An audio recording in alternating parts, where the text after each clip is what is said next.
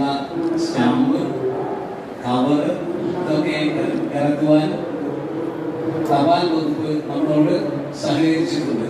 അതും എക്കാലത്തും ഓർമ്മിപ്പിക്കാവുന്ന ഒരു സ്മാരകമായിട്ട് നിലനിൽക്കും എന്നുള്ളതാണ് ഞങ്ങൾക്ക് പറയാനുള്ളത്. ഒരുപാട് കലാകാരന്മാർ ഈ വ്യത്യസ്ത കേന്ദ്ര പ്രഭാഷണങ്ങൾ, സ്മാരക പ്രഭാഷണം എന്ന് പറഞ്ഞാൽ കേവലം അനുസ്മരണമല്ല ഉദ്ദേശിച്ചിരുന്നത്.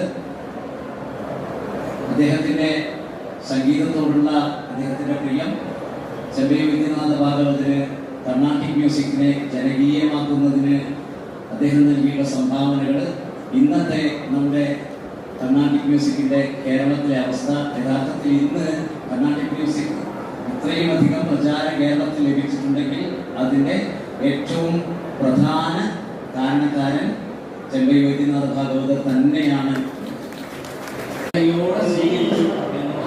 ഏറ്റവും സന്തോഷകരമായിട്ടുള്ള ഒരു കാര്യമാണ്.